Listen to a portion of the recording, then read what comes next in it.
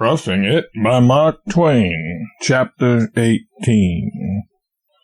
At 8 in the morning, we reached the remnant and ruin of what had been the important military station of Camp Floyd, some 45 or 50 miles from Salt Lake City.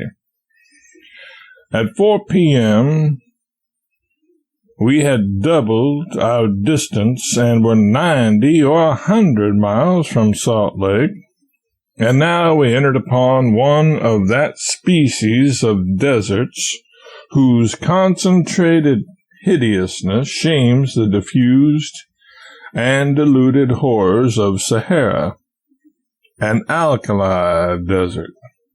For 68 miles there was but one break in it. I do not remember that this was really a break. Indeed, it seems to me that it was nothing but a watering depot in the midst of the stretch of 68 miles. If my memory serves me, there was no well or spring at this place, but the water was hauled there by mule and ox teams from the further side of the desert. There was a stage station there. It was 45 miles from the beginning of the desert and 23 from the end of it.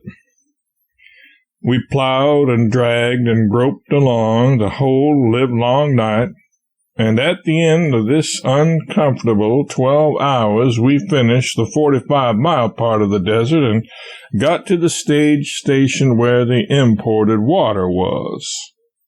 The sun was just rising.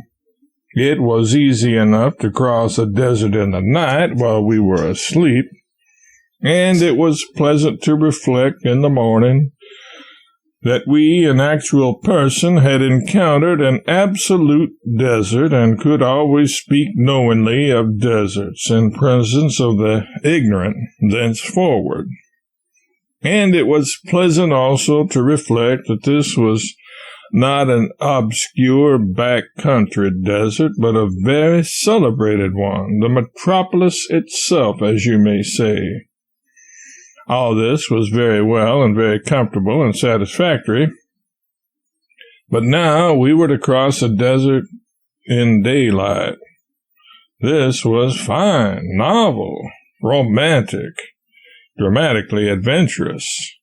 This indeed was worth living for, worth traveling for. We would write home all about it. This enthusiasm, this stern thirst for adventure, wilted under the sultry August sun and did not last above 1 hour. One poor little hour, and then we were ashamed that we had gushed so. The poetry was all in the anticipation. There is none in the reality. Imagine a vast, waveless ocean, stricken dead and turned to ashes. Imagine this solemn waste tufted with ash-dusted sage bushes. Imagine the lifeless silence and solitude that belong to such a place. Imagine a coach creeping like a bug through the midst of this shoreless level and sending up tumbled volumes of dust as if it were a bug that went by steam. Imagine this aching monotony of toiling and plowing kept up hour after hour, and the shore still as far away as ever, apparently.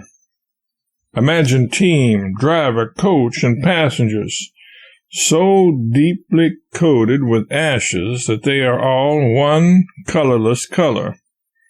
Imagine ash drifts roosting above mustaches and eyebrows like snow accumulations on boughs and bushes.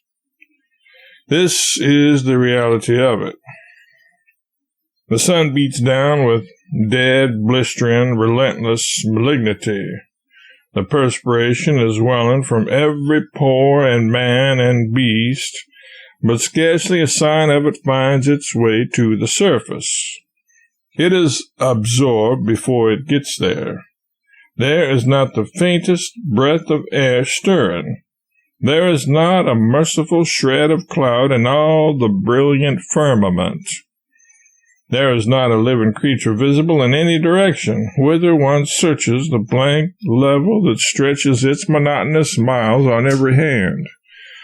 There is not a sound, not a sigh, not a whisper, not a buzz or a whir of wings or a distant pipe of bird, not even a sob from the lost souls that doubtless people that dead air. And so the occasional sneezing of the resting mules, and the champing of the bits, grate harshly on the grim stillness, not dissipating the spell, but accenting it and making one feel more lonesome and forsaken than before. The mules, under violent swearing, coaxing, and whip-cracking, would make at stated intervals a spurt, and drag the coach 100 or maybe 200 yards, stirring up a billowy cloud of dust that rolled back, enveloping the vehicle to the wheel tops or higher, and making it seem afloat in a fog. Then a rest followed with the usual sneezing and bit champing. Then another spurt of 100 yards, and another rest at the end of it. All day long we kept this up without water for the mules and without ever changing the team. At least we kept it up 10 hours, which I take it is a day and a pretty honest one in an alkali desert. It was from 4 in the morning till 2 in the afternoon, and it was so hot and so close, and our water canteens went dry in the middle of the day, and we got so thirsty. It was so stupid and tiresome and dull, and the tedious hours did lag and drag and limp along with such a cruel deliberation. It was so trying to give one's watch a good, long, undisturbed spell, and then take it out and find that it had been fooling away the time and not trying to get ahead any. The alkali dust cut through our lips, it persecuted our eyes, it ate through the delicate membranes and made our noses bleed and kept them bleeding. And truly and seriously the romance all faded far away and disappeared, and left the desert trip nothing but a harsh reality, a thirsty, sweltering, longing, hateful reality. 2 miles and a quarter an hour for 10 hours. That was what we accomplished.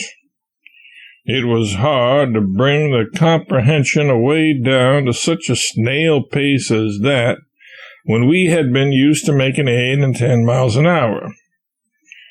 When we reached the station on the farther verge of the desert, we were glad for the first time that the dictionary was along, because we never could have found language to tell how glad we were in any sort of dictionary but an unabridged one, with pictures in it.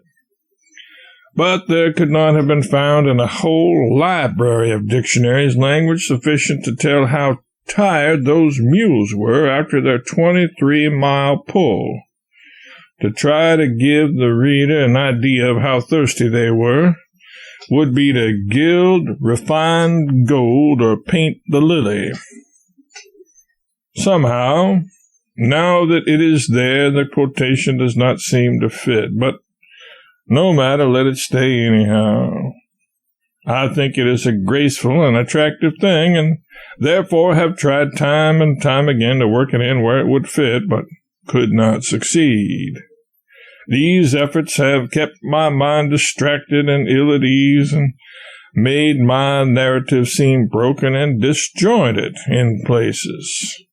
Under these circumstances, it seems to me best to leave it in as above, since this will afford at least a temporary respite from the wear and tear of trying to lead up to this really apt and beautiful quotation.